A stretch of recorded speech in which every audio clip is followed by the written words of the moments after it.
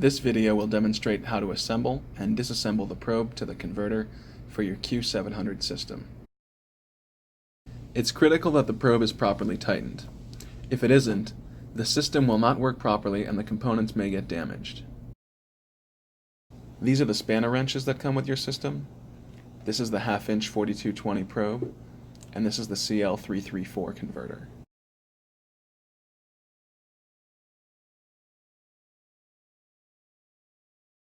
To tighten the probe onto the converter, begin by hand threading the probe stud into the threaded hole in the bottom of the converter. Rotate the probe clockwise, righty-tighty, lefty-loosey. The thread should engage easily and spin freely in the threaded hole. No force is necessary. If there is resistance, remove the probe and check the probe stud and the converter hole for debris. Never attempt to fully tighten the probe to the converter just by hand or using only one wrench, as you could damage the converter. Always use 2 wrenches. Once the probe is hand tight, place the engagement pin of the first wrench in one of the holes in the converter.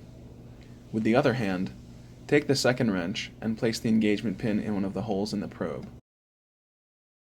Tighten the assembly as hard as you can. You won't break the components. Now the assembly is ready to be connected to the power supply.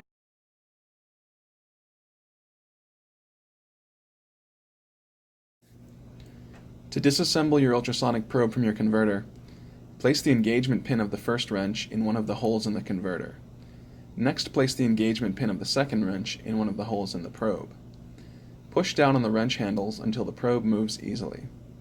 Remove the wrenches and unscrew the probe the rest of the way by hand.